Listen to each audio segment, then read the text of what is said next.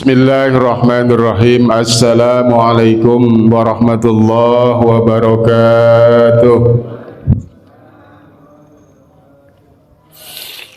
Alhamdulillah. Alhamdulillahi wahdah. Sadaqa wa'adah la syarikalah. Alhamdulillah. Adada khalqi wa midada kalimati. Zinata arsyik ridha nafsi. Asyhadu an la ilaha illallah ilahul awwalin wal akhirin wa asyhadu anna Muhammadar Rasulullah alladzi sadiqul wa'dil amin. Allahumma salli ala sayyidina wa habibina wa syafiina wa maulana Muhammadin wa ala alihi wa ashabihi ajma'in, amma ba'du. Rabbi shrah li sadri wa yassir li amri wahlul 'uqdatam min lisani yafqahu qawli. Allahumma inna na'udzubika minal hammi wal hajan wa na'udzubika minal 'ajzi wal kasal wa na'udzubika minal jubni wal bukhli wa na'udzubika min ghalabatid dain wa qahrir rijal. Amma ba'du. Hadratul mukarramun wal muhtaramun, segenap jamaah taklim subuh yang dirahmati Allah, wabil khusus segenap pengurus DKM beserta seluruh jajarannya, para alim ulama, tokoh masyarakat, para juama, wabil khusus Ketua RW 01 Bapak Mulyani Jono, ya, para hujaj, para kiai, ya, yang saya tidak sebutkan namanya satu persatu, namun tidak mengurangi rasa hormat dan rasa ta'zim saya. Mari sama-sama kita senantiasa terus menerus bersyukur kepada Allah Subhanahu wa taala. Mudah-mudahan dengan banyaknya kita bersyukur kepada Allah, seringnya kita bersyukur kepada Allah Subhanahu wa taala, Allah akan terus-menerus memberikan kebaikan-kebaikan kepada kita berupa keberlimpahan nikmat, baik itu nikmat zahir maupun nikmat batin, nikmat sehat, nikmat afiah, termasuk di dalamnya nikmat keimanan kepada Allah Subhanahu wa taala yang merupakan nikmat terbesar. Artinya nikmat-nikmat lain tidak akan ada artinya apa-apa tanpa ada keimanan kita kepada Allah Subhanahu wa taala. Jamaah sekalian yang dirahmati Allah, langsung aja ya kita lanjutkan. Ya, kajian pagi hari ini masih bertemakan tentang menghidupkan kolbu atau mengasah hati, ya, supaya hati menjadi bersih, lembut dan senantiasa hidup. Masih ingat ya, Allah menghadirkan kita ke alam dunia ini untuk apa? Untuk apa? Tadi disampaikan oleh moderator, ya, wa ma khalaqtul jinna wal insa illa liya'budun, ya. Satu, untuk ibadah. Kedua, kita membawa misi sebagai khalifah. Untuk apa? Khalifah untuk apa? Atau mewakili Allah atau gimana? Untuk apa namanya, memperagakan, ya, sifat-sifat Allah, ya, walaupun sifat-sifat Allah yang diberikan kepada manusia itu adalah seperti gambaran air laut. Ketika sebuah jarum kita celupkan kepada air laut tersebut, basah yang ada pada ujung jarum itu, itulah, ya, sifat-sifat Allah yang didapat oleh manusia. Seperti Allah Maha Rahman, manusia juga Rahman, cuman Rahmannya tidak sebanyak Rahmannya Allah Subhanahu wa taala. Allah Maha Tahu, ya atau alim. Manusia juga tahu, ya. Cuman pengetahuan manusia, ya, itu ibaratnya seperti ya air yang basah pada ujung jarum, sedangkan air laut yang ada yang begitu luas itulah ilmunya Allah. Jadi memperagakan sifat-sifat Allah. Yang ketiga tadi sebagai rahmatan lil alamin. Jadi bukan hanya rahmatan lil mu'minin, ya, atau rahmatan linas, ya, termasuk tumbuh-tumbuhan, ya, hewan itu juga harus kebagian daripada kebaikan-kebaikan daripada manusia. Karena itu, ya, tiga tugas yang sangat besar ini Allah lengkapi kita itu manusia itu dengan apa? Dengan kolbu, ya, yang memang tidak dimiliki oleh makhluk-makhluk lain. Inilah yang membedakan antara manusia, ya, sebagai makhluk terbaik, ya, di muka bumi ini dengan makhluk-makhluk yang lain. Tentu yang kita bahas di sini kolbu yang bersifat batiniyah, ya.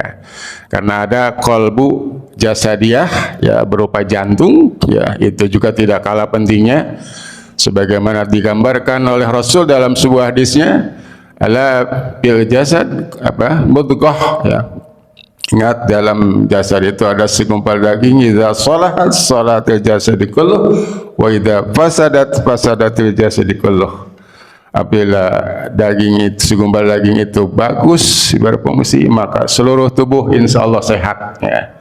Apabila rusak, ya bermasalah, maka tubuh kita juga akan bermasalah. Ala wahyal qalb, itulah yang dinamakan qalbun, yakni jantung, yang merupakan jantungnya jasad.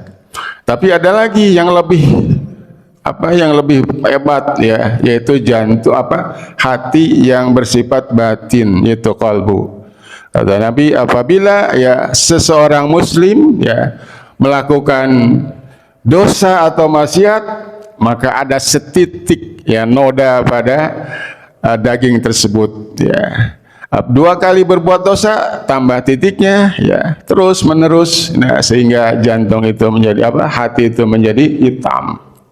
Ternyata, ya, setelah, ya, dilakukan kalau ada orang jahat misalkan, kita bedah, kita otopsi, ya, bagaimana jantungnya, tetap aja kelihatan sehat, gitu kan. Maka jantung di sini, hati di sini adalah merupakan hati yang bersifat batin. Karena itu para ulama ahli tasawuf, ya, membagi, ya, qalbu itu menjadi berapa?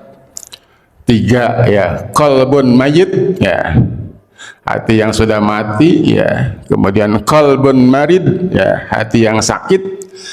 Dan yang ketiga qalbun salim, hati yang hidup.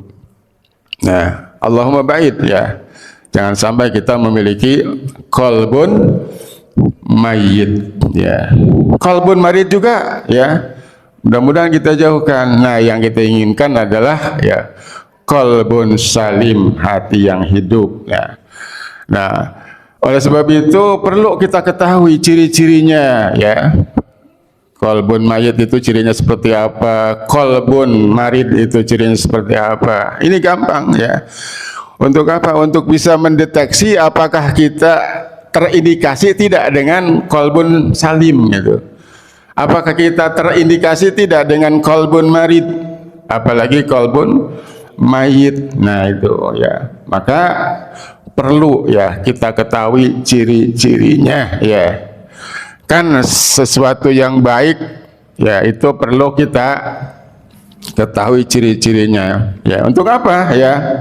Supaya kita punya gambaran, supaya kita punya arah, ya, supaya kita punya tujuan, ya, sehingga kita bisa mengusahakan untuk bisa menjadi bagian, ya, dari ciri-ciri tersebut, ya. Oh, ternyata, ya, saya ada ciri-ciri saya di sana, begitu, pada qalbun salim, ya. Tapi jangan sampai qalbun marid atau qalbun mayit yang paling parah, gitu kan. Seperti halnya seperti apa sih ciri-ciri penghuni surga gitu kan. Nah, ini perlu kita ketahui ya, supaya kita menjadi bagian daripada ciri-ciri tersebut. Oh, ternyata ciri-ciri penghuni surga itu apa? Orangnya lembut, kagak kasar gitu, kagak beringas gitu kan. Oh, ternyata penghuni surga itu ciri-cirinya apa? Orangnya pemaaf, ya, suka memudahkan urusan orang lain, kagak mempersulit gitu kan.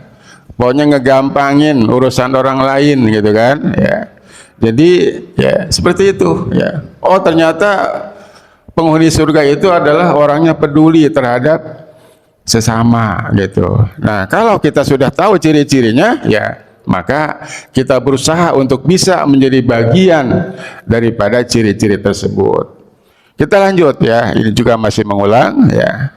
Pada pertemuan yang lalu kita sudah membahas menurut ulama tasawuf, diantaranya Imam Al-Ghazali ya.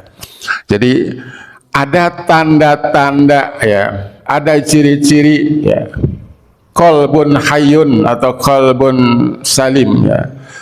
Minimal itu ada 4 Pak ya. Ada 4 ciri ya atau tanda yang dijelaskan oleh Imam Al-Ghazali ya. Masih ingat pertama kemarin apa? Pada waktu yang lalu apa? Pohon ya, al-insan ya, apa? Mahlul khoto wanisian, paling ke sana alasannya. Manusia tempat salah dan lupa ya. Ciri yang pertama kata Imam Al-Ghazali ya, qalbun hayyun atau hati yang hidup itu apa? Gampang menemukan rasa ya. Jadi hati kita itu sensitif. Hati yang hidup itu hatinya sensitif ya. Mudah apa?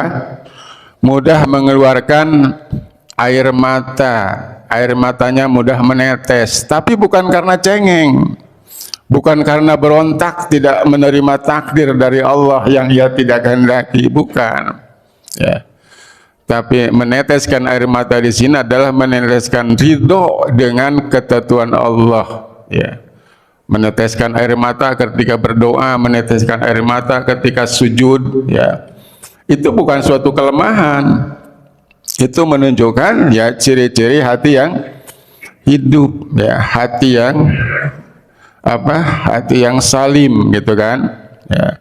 Jadi sensitif ya. Gampang tersentuh ya, hatinya lembut. Nah, itu ciri yang pertama ya. Jadi ciri yang pertama gampang menemukan rasa. Apalagi ketika mendengar kalimat apa? Kalimat Allah, langsung wajilat qulubuhum ya. Jadi ada ketersambungan antara kita ya, antara qalbu ini dengan Allah ya. Kenapa? Karena qalbu itu apa? Baitullah, rumahnya Allah, tapi jangan dipahami Allah bertempat tinggal ya, jangan, awas ya. Ya, jadi di dalam tubuh manusia itu kata Allah, aku bangun sebuah istana ya, yang ku beri nama qalbun, itu aku di situ ya kata Allah, tapi bukan bertempat tinggal di sini, itu ya. Ya, makanya ketika nama Allah disebut ya, hati yang hidup itu cirinya apa? Ada getaran ya.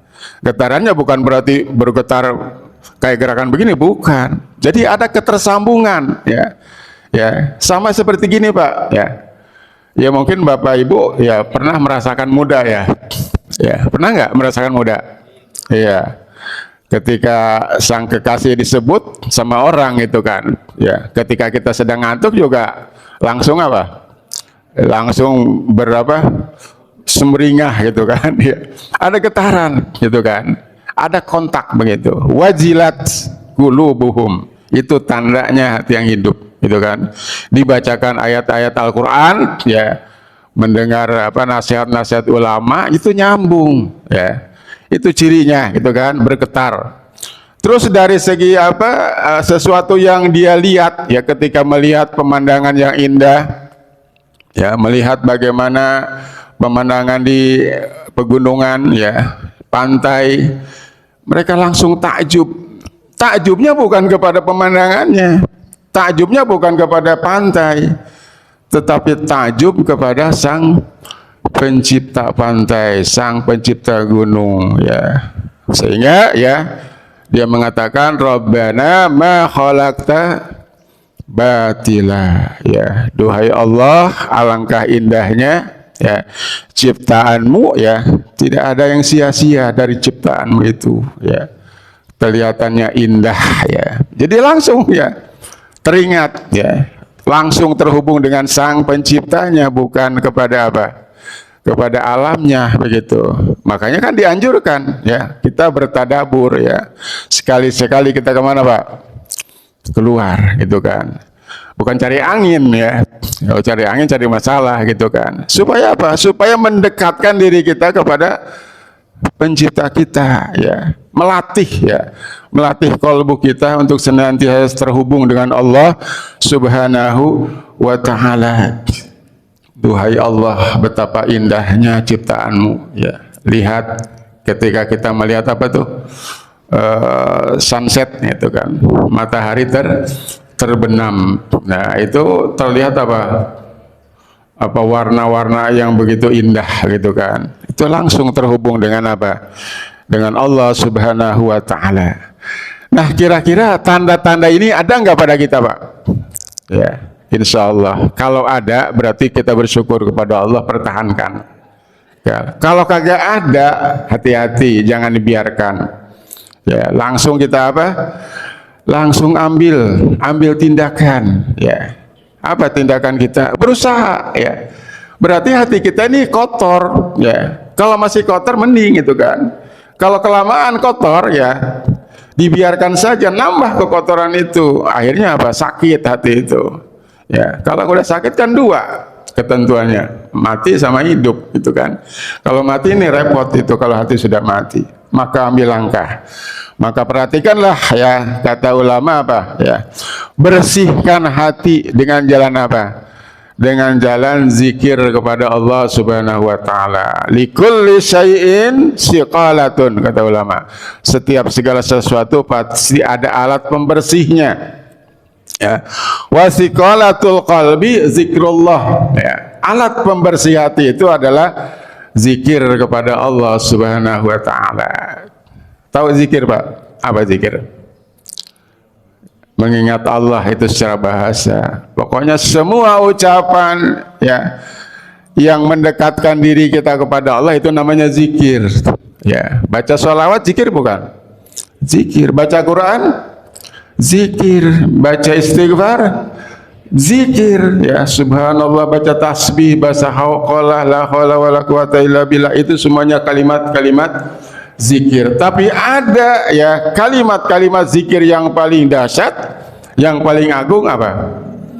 Afdhalu dzikri fa'alam annahu la ilaha illallah. Ini akan mengalahkan semua zikir-zikir yang lain, ya. Fa'alam, ya, tapi bukan sebarang zikir, ya. Wah, ternyata gampang amat, ya. Ya, cuman kalimat apa?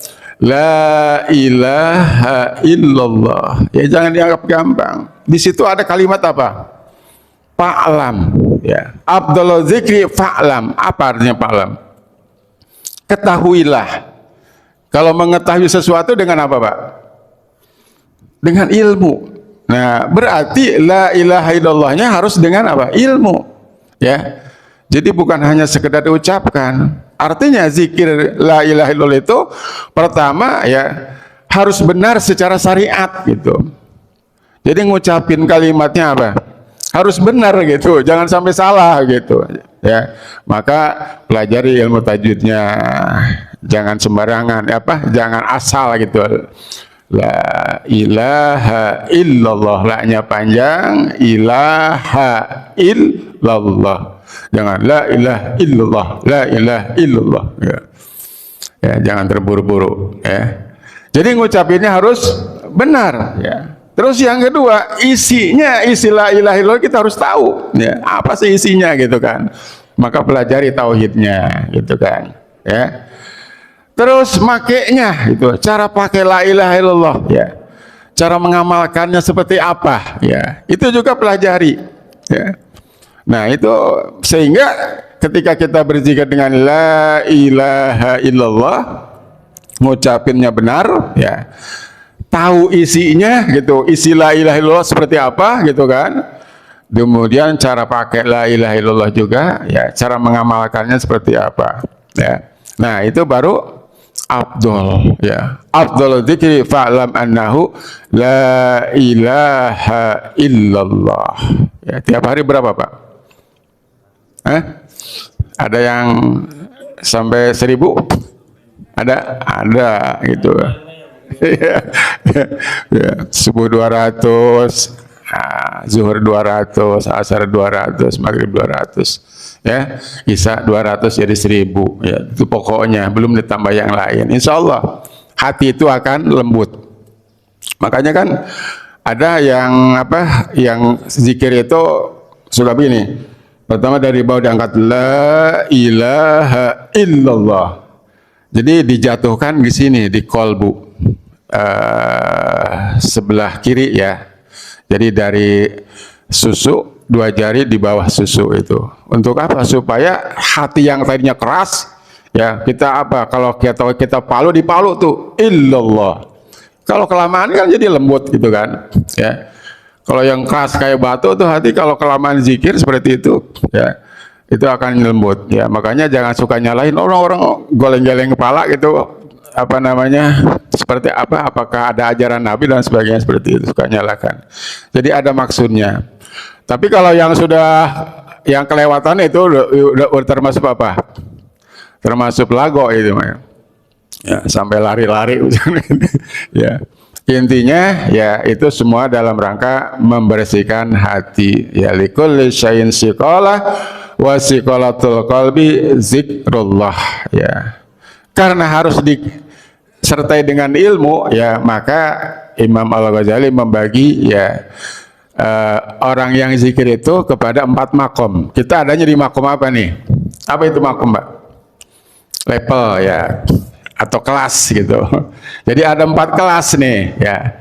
Kelas 1, kelas 2, kelas 3 sampai kelas 4. Nah, kita adanya di level mana nih gitu kan, ya. Nah, ini kita kaji sama-sama, ya. Nah, menurut, ya, ulama tasawuf diantaranya Imam Ibnu Athaillah dalam kitabnya Al-Hikam, ya, bahwa ada 4 level atau tingkatan orang-orang yang zikir kepada Allah Subhanahu wa Ta'ala. Yang pertama, level pertama adalah orang-orang yang zikir mulutnya saja, ya, lisannya saja, ya, sementara hati dan pikirannya lalai, ya. Jadi semangat sekali zikirnya la ilaha illallah, tapi kosong, ya. Hatinya kemana, ya, pikirannya kemana gitu, kagak ada di situ, gitu kan. Cuman kalau suara mah nyaring bener, pasih lagi gitu kan, nyaring pasih tapi kosong. Ini menurut Imam Athaillah, itu kan ulama tasawuf, ya. Kemudian zikir semacam ini bagus nggak, Pak? Ya, zikir semacam ini tidak jelek, ya. Bahkan kata Imam Al-Ghazali ketika ditanya, ya, oleh muridnya, ya, ada seseorang yang bertanya kepada beliau, ya, kepada Imam Al-Ghazali, wahai Imam, ya, gimana ya aku ini berzikir, ya, tapi kadang-kadang cuman di lisan saja, cuman di mulut saja, sementara hati saya, ya, ketika zikir itu lalai gitu. Apa kata Imam Al-Ghazali? Ya, kata Imam Ghazali, ya, lanjutkan, ya, lanjutkan. Itu sudah bagus, ya. Walaupun, ya, zikirnya hanya dengan lisan atau dengan mulut saja, ya. Jadi lebih baik hatimu lalai dalam keadaan zikir ketimbang lalai di luar zikir itu, ya. Jadi jangan suka merendahkan, ya, level-level bawah ini. Udah bagus daripada kagak gitu kan, ya. La ilaha illallah, jangan suka dicela orang yang sedang zikir, nanti kewalat. Ya. Jadi yang zikir lisannya saja sudah bagus. Ini menurut Imam Al-Ghazali. Ini level 1. Tinggal diusahakan ditingkatkan ke level berikutnya, ya. Level kedua itu adalah, ya, zikir atau berdoa dengan kesadaran pikiran, ya. Jadi bukan hanya sekedar mulut yang mengucap kalimat la ilaha illallah ya, bukan sekedar lafaz bacaannya, tetapi dia sadar dia sedang zikir gitu. Dia sadar sedang zikir. Sama orang seperti sedang misalkan dia baca kalimat istighfar, astaghfirullahaladzim gitu kan. Dia tahu ya. Berarti kalau kalimat astagfirullah itu sedang apa? Sedang minta ampun ya, permohonan ampun sama Allah Subhanahu wa taala, sadar ya. Jadi level kedua itu adalah zikir yang sadar gitu kan. Dia tahu dia sedang zikir, sedang mengagungkan Allah Subhanahu wa taala ya. Pikirannya yang jalan gitu kan. Mulut ya, terus sama pikiran. Nah itu. Ini level 2. Berarti level 2 lebih bagus dari level 1, udah naik kelas gitu kan. Nah, level yang ketiga ya, kata ulama, doa yang zikir itu bukan cukup diucapkan dengan lisan, juga bukan dengan pikiran saja berupa kesadaran, tetapi harus dibarengi ya, atau melibatkan hati untuk merasakan gitu kan. Jadi ditambah dengan hati, jadi mulut atau lisan ya, pikiran dan hati. Ini level ketiga ya. Jadi melibatkan 3 unsur Pak. Ini baru ya kita masuk kepada makom ketiga daripada zikir kepada Allah ya. Jadi saat kita mengucapkan astaghfirullahaladzim ya, kita sadar sedang minta ampun dan hati kita merasakan ya bahwa kita itu butuh ya, butuh maaf, butuh ampunan Allah Subhanahu wa taala ya. Jadi sangat berharap kepada Allah mendapatkan ampunan. Jadi dirasakan seperti itu ya. Sama seperti kita misalkan kita udah nggak punya duit nih ya, lagi bokeh itu, butuh sekali uang untuk biaya sekolah. Kita datang ke orang tua kita ya, atau ke saudara kita misalkan minjam ya. Jadi dengan permohonan yang sungguh-sungguh supaya ya saudara kita atau orang tua kita meminjamkan uang untuk kebutuhan kita. Nah sama ketika kita berzikir misalkan istighfar kepada Allah ya, kita berharap ya Allah memberikan maaf, Allah memberikan ampunan kepada kita. Nah berarti ini termasuk level 3 ya. Ini sudah bagus berarti ya. Nah level keempatnya ya, Bapak-bapak dan saudara sekalian, ini merupakan puncaknya zikir ya. Puncaknya zikir dan doa. Jadi pada tingkat ini ya, pada tingkat level 4 ini betul-betul ya orang tersebut sudah tenggelam di dalam zikir ya. Tenggelam di dalam doa, tenggelam di dalam sujud. Dan pada tingkat ini sudah sulit Pak ya. Sulit apa? Sulit dijelaskan dengan kata-kata begitu. Saking apa? Saking merasa nikmatnya gitu kan. Nah kalau misalkan saya jelaskan secara ini malah akan bingung ya. Bahkan kalau orang tasawuf itu sudah nyatu ya, antara dia dengan Allah gitu kan ya. Makanya ajaran Al-Khalaj dan Syekh Siti Jenar yang dulu ya, itu nggak boleh dijelaskan kepada secara halayak ramai, takut nanti salah pemahaman begitu kan.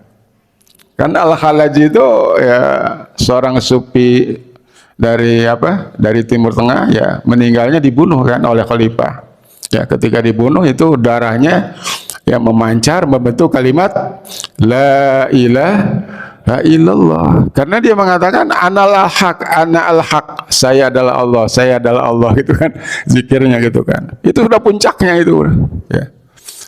Nah makanya minimal kita ya level 2 dan 3 gitu kan ya. Kayaknya belum nyampe ke level 4 mah gitu kan ya. Level 2 dan 3 lah ya, zikir dengan kesadaran ya, dan merasakan gitu kan ya. Merasakan ya butuhnya kita kepada Allah Subhanahu wa taala. Nah ini ya Bapak-bapak dan saudara sekalian, ini cara yang keberapa? Cara yang pertama untuk membersihkan hati dengan apa? Dengan zikir ya. Zikirnya minimal zikir level 2 dan 3. Kemudian cara yang kedua kata ulama ya, supaya senantiasa hati kita hayyun, hidup ya, sampai menjadi hati yang salim ya, tanamkan 3 keyakinan pada jiwa kita ya. Kalau sudah ditanam ya, kita harapkan hidupkan ya, tumbuhkan di dalam hati kita 3 keyakinan ya. Apa itu 3 keyakinan ya? Yang pertama apa? Yakinkan bahwa tidak ada satupun ya, zat apapun ya, apalagi makhluk ya, yang lebih mencintai kita melebihi Allah, itu kan? Sekalipun orang tua, ya saudara, apalagi teman, gitu kan? Yakinkan ya bahwa tidak ada ya satupun yang lebih mencintai kita kecuali Allah Subhanahu wa taala. Nah, kalau keyakinan ini sudah tertanam hidup ya di dalam hati kita ya, maka dalam menjalani kehidupan ini kita akan melihat semuanya serba indah, Pak. Semuanya serba baik ya. Kenapa? Ya, karena nggak ada yang lebih sayang kepada kita kecuali Allah Subhanahu wa taala. Kalau keyakinan ini sudah tertanam ya, maka tidak mungkin nggak Allah zalim sama kita? Mustahil kan? Mungkin nggak kehendak Allah itu buruk terhadap kita? Mungkinkah takdir yang diberikan Allah kepada kita itu adalah takdir yang buruk? Kan tidak mungkin, karena Allah sangat sayang. Cuman barangkali persepsi kita suka salah gitu kan. Menurut kita baik, ya belum tentu menurut Allah baik. Yang kita pegang menurut Allah gitu kan. Ketika Allah mentakdirkan kita misalkan sakit katakanlah, itu yang terbaik bagi Allah. Ya, tapi bagi kita dianggap waduh, ini Allah kagak sayang kepada saya, kok saya sakit-sakit terus begitu. Tapi ketika kita memahami ini merupakan bentuk kasih sayang Allah kepada saya, karena nggak ada yang lebih cinta sama saya, ya melebihi cintanya Allah Subhanahu wa taala kepada hambanya. Kenapa sih Allah ya mencintai kita? Ya karena kita ciptaannya, ya kita ini makhluknya, ya tidak ada yang lebih memahami ya kebutuhan apa ciptaan kecuali yang menciptakan gitu. Ya. Kalau kita misalkan menggantungkan kita kepada sesama ciptaan gitu kan, ya itu salah gitu kan. Ya. Jadi, nah kalau pemahaman ini sudah ada pada kita, maka hidup ini akan terasa indah.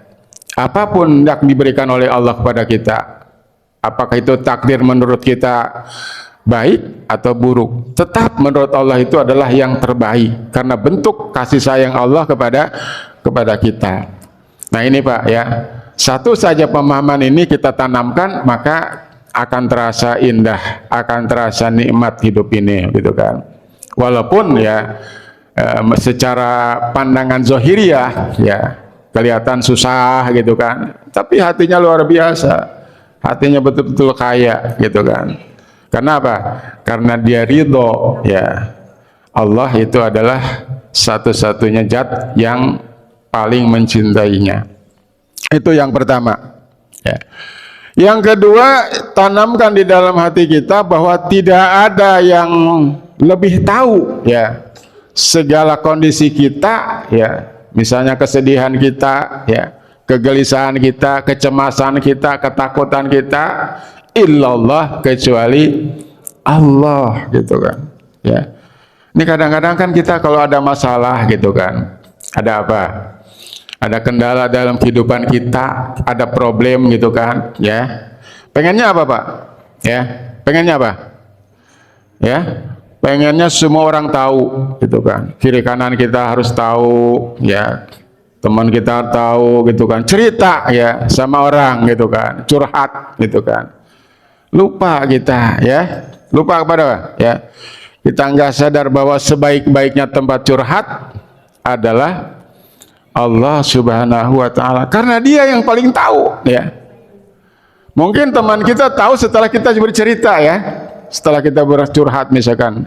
Tapi itu pun ya kayak ya apalagi temannya teman-teman itu, teman dunia itu. Ya, ya paling dengerin doang, ya.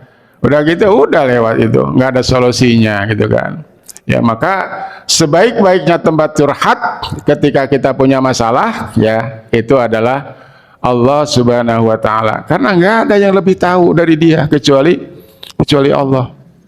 Ya. Kita nggak punya duit nih bokeh, ya. Teman kita tahu nggak? Saudara kita tahu nggak? Kagak kan? Kalau kita nggak cerita, atau kalau kita nggak menampakkan apa ciri-ciri orang yang bokeh, misalkan itu, kagak tahu, ya. Tapi Allah Maha tahu, ya. Maka laporlah kepada beliau, laporlah kepada Dia, ya. Curhatlah kepada Allah Subhanahu wa taala, ya. Kenapa? Wa huwas samiul alim. Dia itu apa? Maha mendengar itu. Ya. Jadi yang paling ngertiin kita itu cuman Allah. Yang paling bisa dengerin kita cuma Allah Subhanahu wa taala, ya. Tapi ya kadang-kadang kita mah apa? Bersandarnya kan kebanyakan kepada makhluk begitu kan. Nah ini yang kedua, ya. Terus yang ketiga, ya.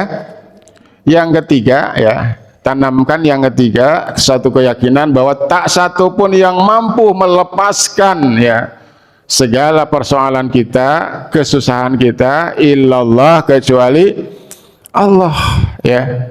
Jadi walaupun kita lagi merasa susah, ya, merasa berat, ya, beban hidup begitu berat saat ini, yakinkan, ya, semua itu bisa terlepas, ya. Semua itu adalah bisa hilang, ya. Tidak ada lain yang mampu menghilangkannya, itu cuman Allah Subhanahu wa taala. Kalau kita hanya curhat sama orang, kita berharap ada solusinya, ya, gitu kan. Apalagi timbang teman, tetangga, termasuk orang tua pun, gitu kan. Jangan berharap 100% gitu. Tapi yakinkan ketika kita berharap kepada Allah, jadi Allah yang akan menyelesaikan. Cuman kita juga jangan apa? Jangan meninggalkan syariat gitu kan, mentang-mentang Allah gitu, nggak berusaha gitu kan. Oh nanti juga Allah, ya, yang beresin gitu. Itu salah juga, ya. Jadi syariat tetap, ya. Nah hakikat, nah itu Allah Subhanahu wa taala. Jadi tiga keyakinan ini jika kita bawa, Pak, kita tanamkan di dalam kehidupan kita, di dalam kalbu kita, ya, kita akan mudah menemukan apa? Menemukan rasa, ya. Jadi kalbu kita akan sensitif, kalbu kita akan mudah tersentuh, gitu kan, ya, sehingga menjadi hati yang hidup, hati yang salim, qalbun salim, itu kan. Jadi ada dua, ya, caranya, dengan zikir dan dengan menanamkan tiga keyakinan tadi. Tidak ada yang lebih mencintai kita melebihi cintanya Allah. Tidak ada yang bisa mendengarkan kita, dengerin kita, mengetahui kita kecuali Allah, dan tidak ada yang memberi apa, yang menyelesaikan semua persoalan hidup kita, ya, hakikatnya kecuali Allah Subhanahu wa taala. Inilah, ya, dua jalan keluar supaya hati kita menjadi hati yang punya rasa, ya, sehingga hati tetap hidup. Itu yang kedua, Pak. Yang pertama, ya. Terus kita lanjutkan ciri yang kedua, kata ulama, hati yang hidup itu adalah hati yang ketika, ya, apa namanya, ketika kita menghadapi persoalan, ya, mudah menemukan hikmah, ya. Jadi ketika kita mudah menemukan hikmah dan kejelasan dalam setiap keadaan, ya, itu merupakan ciri yang kedua, ya. Jadi orang yang hatinya hidup itu, ya, kalau ada masalah cepat-cepat dia bisa menemukan hikmahnya, ya, bisa menemukan apa? Kebaikan. Oh ternyata, ya, saya kecewa kepada seseorang gitu kan, karena saya telah menanamkan kebaikan tapi balasannya apa? Tidak sesuai dengan ekspektasi, itu tidak sesuai dengan harapan, kan timbulnya apa? Timbulnya kecewa kan, kecewa berat, ya, ya. Tapi, ya, ketika kita cari jalan keluar gitu kan, oh ternyata hikmahnya apa? kita diajarkan jangan sampai kita bergantung kepada manusia. Hasilnya seperti itu, gitu kan, kecewa gitu. Kalau bergantung kepada Allah, saya yakin ya kita tidak akan kecewa ya. Jadi ya bapak-bapak dan saudara sekalian ya, intinya semua persoalan yang kita hadapi di dalam kehidupan ini, langkah pertama kita harus senantiasa husnuzon. Ya, husnuzon kepada Allah Subhanahu wa taala. Ya. Misalkan kita sakit nih, ya. Sakit-sakitan misalkan. Itu langsung apa? Langsung jangan suka nanya begini, ya Allah, apa salah saya gitu kan? Apa dosa saya gitu kan? Ya. Kenapa saya jadi sakit? Nah, ini ya kalimat-kalimat seperti ini itu kalimat-kalimat yang diucapkan ya oleh mereka yang sedang mengalami krisis spiritual. Ya, kita jangan sampai terpancing ya dengan kalimat-kalimat itu. Kalau para sahabat Nabi gitu kan, ulama salafus shalihin ya, dalam sebuah riwayat sampai begini, Pak. Ya, para sahabat itu ketika dia menemukan tikus ya, tikus di dalam rumah ya, kan mengganggu gitu kan. Itu langsung pikirannya apa? Ya, langsung hatinya teringat. Ya. Dosa apa yang saya lakukan? Mungkin aku telah banyak dosa gitu kan. Sehingga apa? Sehingga ada tikus gitu. Jadi langsung ingat kepada dosa ya. Ya. Nah, kan rata-rata kalau orang kita ya sekarang ini ketika ada musibah gitu, ada sesuatu yang menimpa kepada kita, nanyanya macam-macam. Ya Allah, apa dosa saya gitu. Ya Allah, apa kesalahan saya sehingga menimbulkan apa? Musibah yang bertubi-tubi seperti ini ya. Kan ini persoalan ya, bahwa dia sedang mengalami krisis spiritual ya, krisis keimanan. Ya, jadi jangankan misalnya, misalkan anak kita nih bandel bener, ya, ingat apa kita? Harusnya ingat dosa langsung, sadar kita bahas dosa, ya, ini akibat dosa saya gitu, ya, mungkin kita harus introspeksi, ya, sehingga anak saya bandel, ya, melihat istri misalkan susah dinasehatin gitu kan, istri membangkang, langsung ingat kepada apa? Ingat kepada dosa, begitu, ya. Dosa siapa? Ya kita sebagai suami, sebagai kepala rumah tangga gitu kan. Dikuli apa? Dikuli ra'in mas'ulun an ra'iyatihi. Ya, bukan menghakimi secara sepihak. Jadi langsung tonjok. Ya, kita menonjok diri sendiri. Saya ingat dosa. Ya. Nah, seperti kejadian apa? Kejadian musibah banjir misalkan di 3 provinsi ya, Sumatera ya, Aceh dan Sumatera Barat ya. Jadi jangan bertanya apa sih dosa saya gitu, apa kesalahan saya. Ketahuan sudah apa? Sudah melanggar apa? Melanggar misi manusia sebagai rahmatan lil alamin. Ini malah apa? Bukan rahmatan, merusak lil alamin ya, merusak lingkungan gitu kan. Ya kan, rahmat itu lawannya merusak gitu kan. Ekologinya dirusak, ya, hutannya dirusak, ya, hewan-hewannya dirusak, ya, tambangnya dirusak. Nah itu, ya. Jadi hikmah langsung ketemu, oh ternyata itu penyebabnya. Yang mengundang datangnya musibah karena kedurhakaan gitu, karena dosa-dosa yang diperbuat oleh manusia gitu, ya. Dia menyalahi fungsinya sebagai rahmatan lil alamin, tapi sebagai perusak, ya. Perusak alam semesta begitu ya. Ini termasuk pengkhianatan terbesar kepada apa? Kepada Allah Subhanahu wa taala. Karena Allah menghadirkan manusia di samping sebagai apa? Sebagai abid ya, harus beribadah kepada Allah, juga harus bisa memperagakan sifat-sifat Allah sebagai khalifah ya. Yang ketiga adalah sebagai rahmatan lil alamin. Ya, bahkan semut pun itu harus mendapatkan bagian daripada rahmatnya lil alamin. Makanya kita nggak boleh Pak kencing di mana? Di lubang ya, takut ada semut. Itu kalau kencing di lubang nanti tenggelam tuh semut ya. Ya, tenggelam itu kan ya. Lubang-lubang itu kan.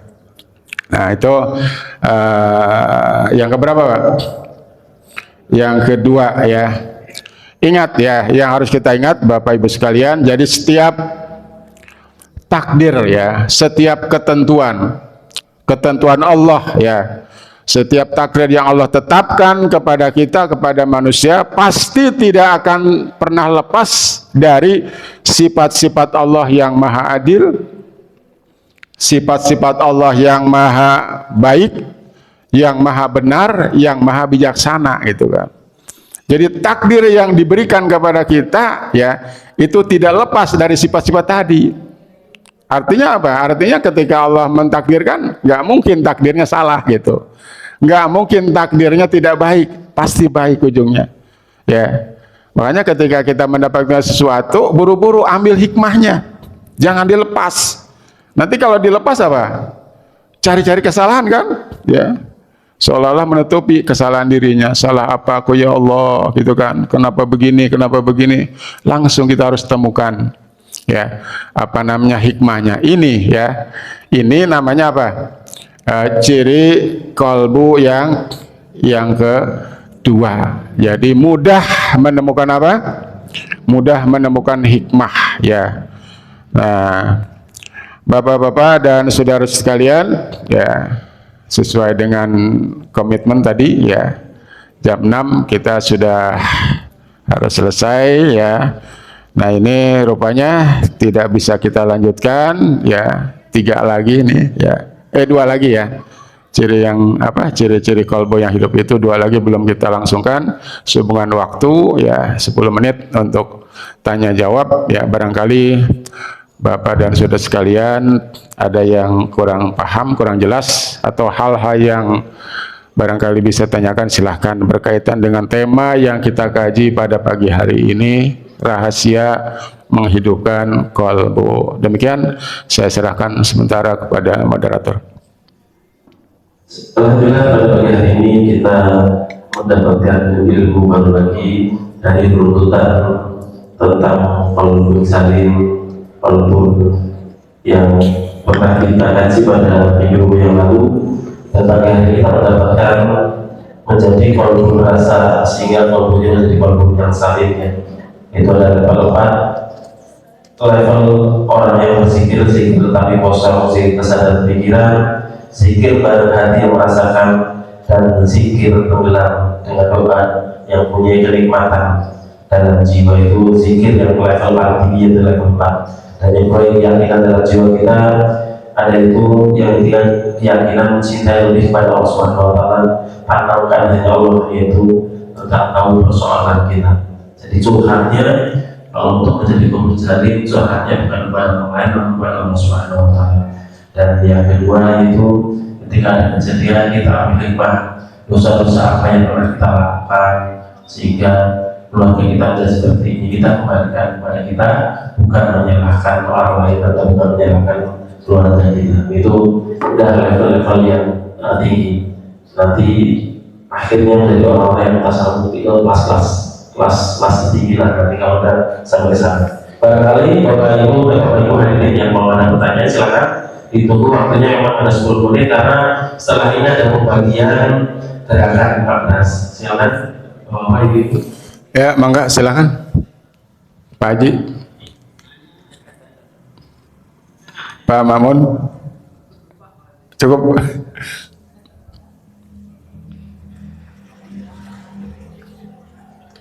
Sebagai tambahan untuk ciri yang kedua ya, jadi hati ini mudah ya menemukan hikmah ya, jadi penyebabnya seperti itu kan. Nah ini ketika kita mengalami hal seperti itu ya, paling tidak ada 3 pertanyaan ya yang harus kita tanya kepada diri kita ya. Jadi solusi untuk bisa menemukan hikmah ya, salah satu caranya kita harus sering dialog dengan diri sendiri ya. Misalkan Pak Ramdhani gitu kan, nah ngomong dengan Dan gitu, Dan gitu ya. Jadi bukan berarti kayak orang gila ya, bukan ya, tapi batin kita bicara gitu kan ya. 3 pertanyaan ya sama diri kita ya. kata RW kepada RW, "W, lu lagi cari apa?" gitu. Lagi cari apa gitu kan. Ya. Ya, oh cari anu gitu kan. Pertanyaan yang kedua, "Lu cari anu untuk apa?" gitu kan. Cari apa, untuk apa? Tanya kepada diri sendiri, ya. Kemudian yang terakhir, untuk siapa itu semua gitu kan, ya. Cari apa, untuk siapa, ya. Cari apa, untuk apa, dan untuk siapa tuh. Itu dialog, ya. Ini solusi supaya hati kita mudah menemukan hikmah ketika ada persoalan gitu, ya.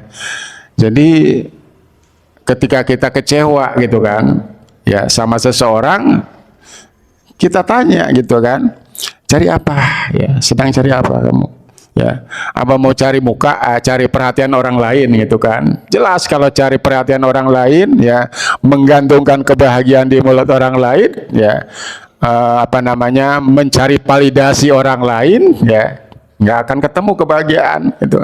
Tapi ketika kita apa? Oh, saya sedang mencari apa? Ridho Allah gitu kan. Jadi apa yang kita lakukan itu ujung-ujungnya apa? Ridho Allah. Insya Allah tidak akan kecewa. Ya, kita sudah berbuat baik nih sama orang, ternyata nggak dibalas dengan kebaikan. Ya, nah kalau kita ridho, ya, semua itu adalah dalam rangka mardatillah, walaupun orang lain nggak membalas, atau bahkan balasannya dibalas dengan air apa? Ya, air tuba, ya, kita tetap senang, ya. Berarti nanti yang akan membalas itu adalah Allah kalau kita tujuannya kepada Allah. Kita udah sering bagi nih sama tetangga gitu kan. Oh, apapun kita bagi gitu kan. Ternyata apa? Malah dia berbuat jahat sama kita. Urusan jahat dia, urusan dengan Allah. Karena kita, tugas kita adalah berbuat baik kepada tetangga begitu. Nah, itu ya cari apa gitu kan. Cari ridho Allah gitu, ya. Ketika kita nggak dapat balasan dari orang gitu kan. Kalau sudah posisinya cari ridho Allah, putus sudah. Ya, kita tidak akan kecewa gitu. Tapi itu hanya bisa dilakukan dengan apa, Pak? Ya, dengan penuh kesabaran gitu kan. Ya kalau misalkan ngomong bisa gitu. Ya karena kan egoisnya itu kita, ya. Ananiahnya itu kita yang sulit dihilangkan. Sifat keakuannya itu, ya. Tapi kalau ananiahnya sudah kita reda, ya sudah kita hilangkan, insya Allah ya semuanya adalah ilahi anta maksudi wa ridhaka matlubi atini mahabbataka wa ma'rifataka. Untuk apa gitu kan, ya, untuk mengabdi semua kepada Allah, ya. Wa ma khalaqtul jinna wal insa illa liya'budun. Untuk siapa? Inna lillahi wa inna ilaihi rajiun. Nah itu, ya. Mudah-mudahan ini menjadi kata kunci bagaimana supaya kita bisa menemukan hikmah, cepat menemukan hikmah dari semua persoalan hidup yang kita alami di dunia ini yang memang tidak lama, Pak, ya. Paling lama 70 tahun gitu kan. Kesana udah nggak ada kita. Nah, demikian yang bisa disampaikan, ya. Oh ya, ada mengkritik dalam hati saya bahwa tadi ada ketika ada dosa besar ataupun dari diri kita seorang suami, seorang bapak itu ketika menjadikan anaknya itu bermasalah. Kita tahulah ada seorang kiai ulama besar itu dia levelnya udah kelas tinggi, zikir, sholat, yang berbaik. Namun anaknya dia bermasalah kan. Jadi anaknya ada trouble di masyarakat, trouble di mana-mana. Tapi secara kasat mata bahwa orang ini orang alim, orang hebat, orang kiai Ustaz. Bagaimana menyikapi seperti itu? Itu menjadi pertanyaan. Oke. Ya, seolah-olah itu kontradiksi ya dengan apa yang saya jelaskan. Nah, begini Bapak ya. Jadi Allah Subhanahu wa taala itu menguji kita, ya, menguji manusia itu dengan 3 hal. Pertama, Allah adalah menguji dengan syukur, ya. Artinya apa? Ketika Allah memberikan apa yang kita inginkan, ya, setiap kita berdoa terus dikabulkan sama Allah Subhanahu wa taala. Ya, pokoknya istilah kita itu tangannya tangan apa? Tangan dingin gitu kan. Jadi tangannya ini bisa menghasilkan duit, ya apapun gitu. Sampah pun bisa jadi duit. Ya, segala keinginannya selalu dikabul sama Allah Subhanahu Wa Taala. Itu ujian bukan? Ujian, ya. Itu ujian seberapa rasa syukurnya kepada Allah Subhanahu Wa Taala. Ya. Biasanya ujian semacam ini kelihatannya apa? Enak, tapi sebetulnya berat, Pak. Jarang orang yang lulus dengan ujian syukur ini. Kan kebanyakan kan orang yang sukses secara materi ya selalu apa? Identik dengan apa? Kawin, mabuk-mabukan, judi gitu kan? Ya. Apa namanya? Kalau dia kekuasaan, ya, kekuasaannya zalim dan sebagainya jarang ya. Ini luar biasa ujian syukur ini ya. Kalau secara kacamata dunia enak gitu kan. Apapun doa dikabulkan sama Allah, apapun keinginan dikabulkan sama Allah gitu kan. Nah, ini ujian. Terus yang kedua, ketika Allah menunda atau menahan untuk memberikan apa yang kita inginkan, ya itu ujian apa? Ujian sabar, gitu kan? Pengen punya anak, udah 5 tahun, 10 tahun, 15 tahun kagak punya gitu kan? Lah, malas gua berdoa gitu kan? Malas gua minta, malas gua ibadah, apa-apa yang kita inginkan kagak didengar sama Allah. Ini ujian apa? Ujian sabar, gitu kan? Dan ini berat gitu kan. Nah terus ujian yang ketiga adalah ketika Allah tidak memberikan apa yang kita inginkan ya. Pokoknya kagak diterima kagak dikabulkan doa kita. Nah sehingga kita punya apa? Punya sujuan sama Allah. Allah enggak mendengar doa saya. Padahal ini apa? Padahal ini ujian, Pak. Ya, ujian ke kelas tinggi ini, ya, ujian terberat, gitu kan. Ujian keimanan sejauh mana dia tetap beriman kepada Allah, ya.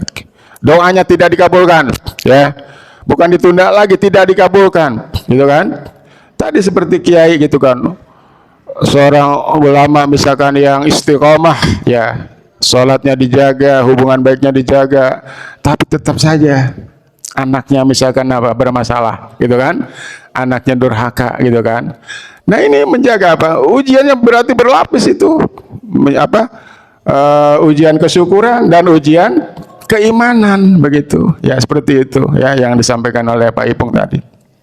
Nah ini Pak, ya barangkali jawaban saya ya terkait dengan persoalan tadi. Jadi 3 macam ya ujian yang diberikan Allah kepada kita. Dan yang terberat ini yang ketiga nih ya, ujian tentang keimanan. Sejauh mana keimanan kita? Ya kan dalam kehidupan sehari-hari orang ibadahnya sudah apa? Sudah istiqomah gitu kan. Tapi tetap saja misalkan diuji dengan apa? Anaknya, istrinya, ya. Kita jangan bicara manusia lah. Sekelas Nabi saja, Nabi Nuh alaihissalam 940 tahun Pak dia dakwah, ya. Dia hanya dapat beberapa puluh pengikutnya yang beriman, termasuk anaknya Kan'an itu apa? Menentang kan, kafir gitu kan. Ya, Nabi Lot ya istrinya gitu kan. Jadi sekelas Nabi saja seperti itu ya. Ini ujian bagi siapa? Bagi Nabi Nuh alaihissalam. Ya, diuji dengan anaknya gitu. Itu Pak Ipung ya. Yang bisa saya jawab, mudah-mudahan tidak merasa puas ya. Terima kasih.